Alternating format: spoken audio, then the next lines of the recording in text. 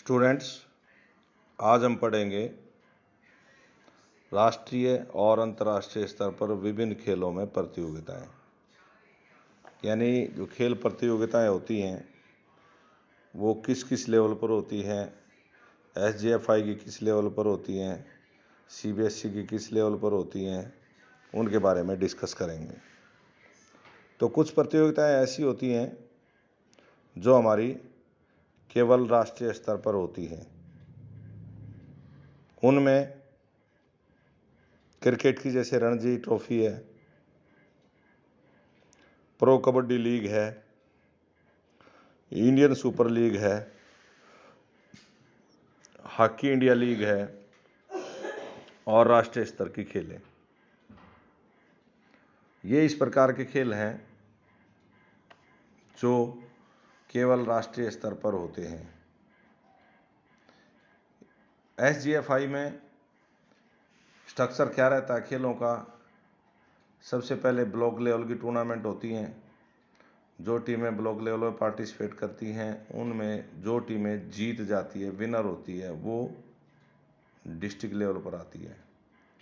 District level पर जीतने के बाद वही टीम स्टेट लेवल तक जाती है। स्टेट लेवल पर जीतने के बाद वही टीम नेशनल लेवल पर जाती है और नेशनल लेवल पर जीतने के बाद वही टीम इंटरनेशनल लेवल पर पार्टिसिपेट करती है।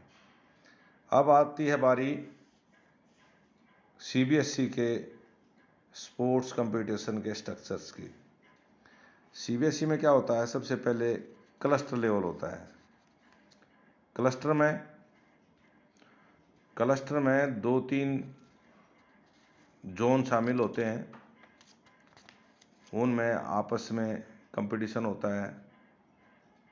फिर यह जोनल लेवल पर होती है। जोनल लेवल पर होने के बाद फिर ये नेशनल लेवल पर होती है और फिर इंटरनेशनल लेवल पर होती है। तो इस तरह कुछ प्रतियोगिताएं ऐसी होती हैं जो राष्ट्रीय स्तर तक ही होती हैं, जैसे पहले मैंने बताया था। कुछ प्रतियोगिताएं ऐसी होती हैं जो अंतर्राष्ट्रीय स्तर तक खेली जाती हैं। अब अंतर्राष्ट्रीय स्तर पर जो प्रतियोगिताएं खेली जाती हैं उनके गेम और नाम मैं बता रहा हूं, ध्यान से सुन लें। बैडमिंटन में बैडमिंटन वर्ल्ड चैंपियनशिप होती है। बेसबॉल में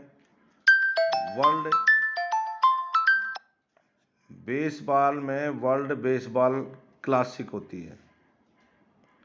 बास्केटबॉल में बास्केटबॉल वर्ल्ड कप होता है। क्रिकेट में ICC वर्ल्ड कप होता है। हॉकी में हॉकी वर्ल्ड कप होता है। फुटबॉल में FIFA वर्ल्ड कप होता है और टेबल टेनिस में वर्ल्ड चैंपियनशिप होती है। फिर ट्रायथलॉन होता है जिसमें 3 रेसेस होती हैं, ये भी वर्ल्ड लेवल पर होती है। वॉलीबॉल में वॉलीबॉल वर्ल्ड चैंपियनशिप होती है। वेट लिफ्टिंग में वेट लिफ्टिंग वर्ल्ड चैंपियनशिप होती है। उसके बाद कुछ ऐसे मल्टी स्पोर्ट्स इवेंट्स हैं जिनमें कई प्रकार के खेल खेले जाते हैं। फॉर एग्जाम्पल ग्रीष्मकालीन ओलंपिक, शीतकालीन ओलंपिक, पैरालंपिक, राष्ट्रमंडल खेल जिन्हें कॉमनवेल्थ गेम्स बोलते हैं, एशियाई खेलें, युवा ओलंपिक।